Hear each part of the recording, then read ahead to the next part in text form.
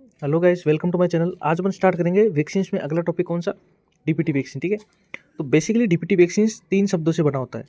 DPT जिसमें होता है डिप्टीरिया, पर्टुसिस और टिटनस। ठीक है, यानी इस कॉम्बिनेशन में क्या होता है कि 3 डोजेज का कॉम्बिनेशन एक साथ लगाया जाता है। ठीक है, combined triple vaccine of diphtheria, pertussis and tetanus. ठीक है, D and T are toxoid, diphtheria and tetanus are toxoid vaccine of type P is killed as cellular bacilli. ठीक है, यानी पर्टुसिस क्या होता है, वो किल्ड एज सेलुलर बेसिलाई होता है, जबकि डिप्टीरिया और टिटनस जो होता है वो क्या होता है, टॉक्सोइड वैक्सीन। ठीक है, मैंने टाइप्स ऑफ वैक्सीन में आपको बताया था ये कि डिप्टीरिया और टिटनस होते हैं वो कौन से टॉक्सोइड वैक्सीन होते हैं, और जो पर्टुसिस होता है वो killed as cellular bacilli vaccine होता है। अब बेसिकली इसमें है ना एक बहुत बड़ी लाइन है कि जो किल्ड पर्टुसिस माइक्रो ऑर्गेनिज्म की वैक्सीन है वो डीओटी यानी डिप्टीरिया और टिटनेस में जब मिलाया जाता है तो ये जो टॉक्सोइड वैक्सीन इन दोनों में टॉक्सोइड वैक्सीन में मिलाया जाता है किसको, किल्ड वैक्सीन को, तो इनकी क्या एंटीबॉडी रेस्पॉन्स बढ़ जाती है या फिर इम्यूनोजेनिसिटी बढ़ जाती है। मतलब इन तीनों को, यानी इस एसेलुलर वैक्सीन को अगर किल्ड वैक्सीन को टॉक्सोइड वैक्सीन में अगर मिलाएंगे अपन, ठीक है, यानी पर्टुसिस को डिप्टीरिया और जो टिटनेस वैक्सीन है उसमें मिलाने से क्या होता है, इनकी इम्यूनोजेनिसिटी बढ़ जाती है। ठीक है, और एंटीबॉडी रेस्पॉन्स बढ़ जाता है। यानी कुल मिला के क्या होता है कि इनमें मतलब तीनों के कॉम्बिनेशन से एक अच्छी बढ़िया डीपीटी की वैक्सीन बन जाती है, जिससे उसका रेस्पॉन्स भी अच्छा होता है और उसकी इम्यूनोजेनिसिटी भी अच्छी होती है। ठीक है, इसकी डोज कितनी देते हैं, 0.5 ml देते हैं। रूट होता है इंट्रामस्कुलर। ठीक है, intramuscular anterolateral aspect of thigh. ठीक है, ये वाला। ठीक है, इस बच्चों में देते हैं डीपीटी वैक्सीन, तो क्या होता है ये, इसका रूट क्या होता है, इंट्रामस्कुलर। तो मस्कुलर वहाँ होता है क्योंकि बच्चों में क्या होता है, interior lateral aspect of Thai में सबसे ज़्यादा मसल मास होता है। ठीक है, जब वो छोटे होते हैं तब, इसलिए इसको interior lateral aspect of Thai में दिया जाता है। ठीक है, साइट होता है interior lateral aspect of Thai, middle 1/3। Earlier it was administrated the gluteal region. शुरू में इसको ग्लूटियल रीजन में क्या क्या मतलब देने का प्रस्ताव रखा गया था, but presence of fat in buttocks breaks the adjuvant and reduces the absorption of DPT vaccine. लेकिन जो बटक्स में क्या होती है, फैट होती है, उसके कारण क्या होता है, जो एडजुवेंट है वो ब्रेक हो जाता है और जो है एब्जॉर्प्शन डीपीटी का है वो रिड्यूस हो जाता है, जिसके कारण इसको कहाँ देने लगे, इंट्रामस्कुलर देने लगे, कहाँ पे, anterior lateral aspect of Thai of middle 1/3। ठीक है, कॉम्पोजिशन क्या होता है डीपीटी वैक्सीन का वो देखते हैं आगे। उससे पहले अपन देखते हैं शेड्यूल कि डीपीटी की वैक्सीन बेसिकली कब कब दी जाती है। ठीक है, तो अपन ने एनआईएस में पढ़ा था, नेशनल इम्यूनाइजेशन शेड्यूल में पढ़ा था, वही एडिट हो कि डीपीटी की जो फर्स्ट डोज दी जाती है वो दी जाती है 6 वीक्स ऑफ एज। ठीक है, सेकंड वीक दी जाती है, ठीक है, 10 वीक्स ऑफ एज। ठीक है, 14 weeks of age third. And DPT की जो दो बूस्टर डोज होती है वो दी जाती है 16 to 24 months of age and 5 years of age. ठीक है, यानी बेसिकली जो ये 3 डोज होती है इसको दिया जाता है पेंटावेलेंट डोज के साथ दिया जाता है। ठीक है, यानी जो 6 वीक, 10 वीक और 14 वीक की जो वैक्सीन होती है डीपीटी की, वो पेंटावेलेंट वैक्सीन के साथ दी जाती है। और उसके बाद में 2 बूस्टर डोज लगती है, एक लगती है 16 to 24 मंथ्स के में और एक लगती है 5 साल की एज में। ठीक है, अब आपको मैंने बताया था कि जो पेंटावेलेंट वैक्सीन है उसमें क्या होती है, 5 वैक्सीन का कॉम्बिनेशन होता है। ठीक है, डीपीटी यानी डिप्थीरिया, पर्टुसिस, टेटनस, ये 3 तो होती है। ठीक है, पेंटावेलेंट में और क्या होती है, हेपेटाइटिस बी होती है और एक होता है हेपेटाइटिस हिमोप्लिस इन्फ्लुएंजा टाइप बी। ठीक है, उसको भी एचबी से प्रदर्शित करते हैं। ठीक है, haemophilus influenza type B, hepatitis B, diphtheria, pertussis और टेटनस, इसमें क्या आता है, पेंटावेलेंट वैक्सीन में आती है, 5 वैक्सीन का कॉम्बिनेशन आता है। और इसके अलावा क्या है कि जो इंटरवल होता है between 3 successive dose is 1 month. ठीक है, यानी 3 सक्सेसिव डोज होती है, जो 3 सक्सेसिव डोज में उनमें मिनिमम कितने का 1 मंथ का गैप तो होना ही चाहिए। ठीक है, तो 6 वीक से 10 वीक, तो 10 वीक कितने हो गए, 4 वीक, तो 4 वीक क्या होगा, लगभग 28 डेज, यानी एक महीना। इसका मतलब किसी भी डीपीटी के किसी भी 2 सक्सेसिव डोज के बीच में क्या होता है, मिनिमम 1 मंथ का गैप होना चाहिए। अब इसके बाद में अपन देखते हैं कंपोजिशन ऑफ डीपीटी वैक्सीन। ठीक है, कंपोजिशन में सबसे पहले आपको डोज 0.5 ml देना है, ये तो पता ही है आपको। ठीक है, बाकी ये गैलेक्सी और कसोली इसकी 2 क्या होती है, वेरिएंट होता है, तो इसको देखने की जरूरत नहीं है आपको। ठीक है, इतना याद भी नहीं रहता, लेकिन मेन चीज़ है कंटेंट देखना। ठीक है, तो डीपीटी में क्या है, तो डिप्थीरिया टॉक्सोइड होता है क्योंकि टॉक्सोइड वैक्सीन है। ठीक है, टिटनेस टॉक्सोइड होता है और पर्टुसिस की किल्ड वैक्सीन होती है एसिडोजर बेसिलाई के रूम में।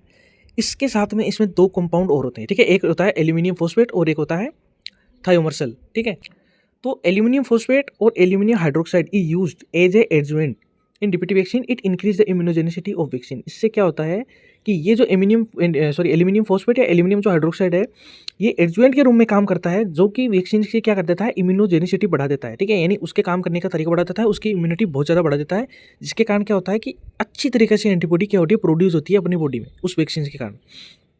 और थायोमर्सिल क्या होता है, थायोमर्सिल यूज एज ए प्रिजर्वेटिव, ठीक है, उसमें प्रिजर्वेटिव होता है जिसके कारण क्या होता है, जो वैक्सीन होती है वो खराब नहीं होती। तो इसमें दो चीज़ें एक्स्ट्रा मिलाई जाती है, एक तो एल्यूमिनियम फॉस्फेट या हाइड्रोक्साइड, ठीक है, या फिर एक होता है थायोमर्सिल। थायोमर्सिल होता है प्रिजर्वेटिव, ठीक है, और एल्यूमिनियम जो फॉस्फेट होता है वो कौन सा होता है, एडजुवेंट होता है, जो कि इम्यूनोजेनिसिटी बढ़ाता है उस वैक्सीन की, ठीक है। एक इसके आगे देखते हैं एज ऑफ इम्यूनाइजेशन, ठीक है, अपन ने एनआईएस में, ठीक है, एनआईएस में भी पढ़ा था, नेशनल इम्यूनाइजेशन शेड्यूल में भी, और इसमें भी, ठीक है। जो नीचे अपन ने अभी क्या देखी थी, वो सारणी देखी थी, तो उसमें क्या recommended interval between the 3 successive dose is 1 month, पहले भी बताया मैंने, अभी बताया, ठीक है।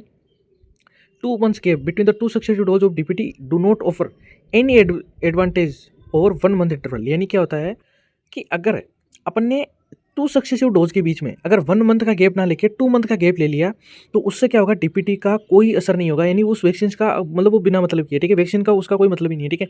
Do not offer any advantage over 1 month interval, ठीक है, यानी 1 मंथ इंटरवल का कोई एडवांटेज नहीं होगा अगर 2 सक्सेसिव डोज के बीच में अपन ने 2 मंथ का गैप ले लिया, तो इसका मतलब इसमें कितना मंथ का गैप होना चाहिए, मिनिमम 1 मंथ का गैप होना चाहिए, ठीक है। एब्सोल्यूट कॉन्ट्राइंडिकेशंस ये देखते हैं अपन। तो बेसिकली कॉन्ट्राइंडिकेशंस क्या होते हैं इसके डीपीटी वैक्सीन के, सीवियर हाइपर सेंसिटिविटी। तो हाइपर सेंसिटिविटी किस चीज़ में होती है, रिएक्शंस में, ठीक है, एलर्जिक रिएक्शंस होती है, ठीक है, जिसमें क्या हो सकता है, एनाफाइलेटिक शॉक भी हो सकते हैं, उन चीज़ों में सीवियर हाइपरसिटी यानी एलर्जिक रिएक्शंस दर्शा सकती है डीपीटी वैक्सीन, ठीक है, टू प्रीवियस डोज, ठीक है। और क्या हो सकता है, प्रीवियस डोज का मतलब होता है जहाँ पहले लगाई है उस वैक्सीन के, मतलब उस जगह के कारण या उस जो वैक्सीन है उसके कारण क्या होता है, सीवियर हाइपर सेंसिटिविटी दर्शा सकती है। प्रोग्रेसिव न्यूरोलॉजिकल डिसऑर्डर भी हो सकते हैं, एक्टिव एपिलेप्सिस यानी कुल मिला के नर्व डैमेज भी कर सकता है। ये है इसके absolute contraindication of DPT vaccine. यानी कुल मिला के क्या है कि अगर पहले वाली डोज से सीवियर हाइपर सेंसिटिविटी हुई है तो अब आगे डीपीटी की वैक्सीन नहीं लगानी है, ठीक है, एब्सोल्यूट बिल्कुल भी नहीं लगानी है, क्योंकि उससे एलर्जिक रिएक्शन या हाइपर सेंसिटिविटी की एक्टिविटी बहुत ज़्यादा बढ़ सकती है। लेकिन इसमें क्या होता है, एक अलग और चीज़ होती है कि मान लो किसी बंदे के मतलब सेरिब्रल पाल्सी है, सीजर्स है, या मतलब पहले से जो क्या हुआ न्यूरोलॉजिकल डिसऑर्डर है, ठीक है, लेकिन वो क्या कर रहा है, उसका क्या रहा है, ट्रीटमेंट ले रहा है, ठीक है, कंट्रोल हो रहा है विथ एंटी एपिलेप्टिक ड्रग्स के, ठीक है, एंटी एपिलेप्टिक ड्रग्स से वो क्या कर रहा है, उसको ट्रीटमेंट कर रहा है, फिर अपन इसको डीपीटी की वैक्सीन ले सकते हैं। यानी कुल मिला के वो एपिलेप्सी का यूज़ मतलब उसका ट्रीटमेंट चल रहा है, यानी उसकी मेडिसिन ले रहा है, तो अपन क्या कर सकते हैं, मतलब उसको डीपीटी की वैक्सीन दे सकते हैं। लेकिन अगर एक्टिव एपिलेप्सी है, उसको बीमारी है और उसका कोई इलाज नहीं चल रहा, तब उसको कभी भी प्रोग्रेसिव न्यूरोलॉजिकल डिजीज हो सकती है आगे, तो उसमें काउंटरइंडिकेशन प्रदान कर सकता है कौन, डीपीटी, ठीक है। इसके आगे देखते हैं कोल्ड चेन टेम्परेचर कितना होना चाहिए इसको स्टोरेज करने के लिए या ट्रांसपोर्ट करने के लिए, ठीक है। तो cold chain temperature for DPT is 2 to 8 degree centigrade, वही ILR या फिर किसका जो बॉक्स होता है कौन से, जिसमें अपन उसको क्या करते हैं, ट्रांसपोर्ट करते हैं, आइस पैक वाले, ठीक है। If DPT vaccine get frozen accidentally, अगर वो फ्रोजन हो गई है तो उसको डिस्कार्ड कर दो। कभी भी वैक्सीन को नहीं लगाया जाता अगर एक बार भी वो फ्रोजन हो गई तो, क्योंकि वो उसके क्या होते हैं, मतलब उसकी जो कंपोजिशन है वो खराब हो जाता है पूरा का पूरा, या फिर वो डीएक्टिवेट हो जाती है, ठीक है। फिर बात करते हैं adult type of diphtheria tetanus vaccine DT, यानी इसमें पर्टूसिस नहीं है। तो एडल्ट टाइप डिप्थीरिया कौन सा होते हैं, मतलब sorry adult type diphtheria tetanus vaccine जिसको DT बोलते हैं, contains up to 2 LF of diphtheria toxoid per dose. यानी इसमें क्या होता है कि डिप्थीरिया के 2 LF टॉक्सोइड होते हैं पर डोज में, given 2 doses 4 to 6 week apart, यानी 4 से 6 वीक के बीच में 2 डोज दी जाती है।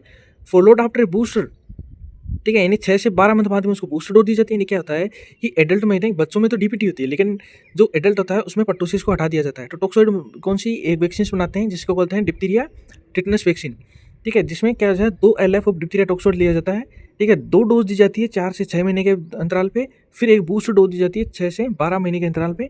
It is useful for immunising childrens over 12 years of age and adults, यानी ये 12 ईयर्स के बच्चों को, अप टू 12 ईयर्स के बच्चों को मतलब इम्यूनाइज करने के में काम आ सकता है, और एडल्ट्स को इम्यूनाइज करने में काम आ सकता है।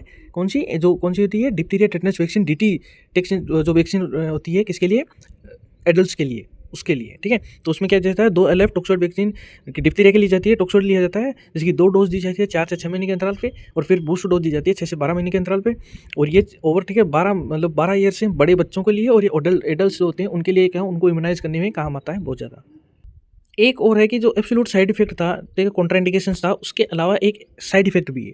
वो साइड इफेक्ट क्या है, इंसोल्यूबल, ठीक है, इंसोलेबल क्राई। इंसोलेबल क्राई क्या होता है कि बच्चा बहुत ज़्यादा रोता है, ठीक है, डीपीटी की वैक्सीन लगने के बाद में बच्चा बहुत ज़्यादा रोता है, तो वो उसका क्या है, एब्सोल्यूट एक साइड इफेक्ट है, ठीक है, ये इसको एक्स्ट्रा याद कर लेना।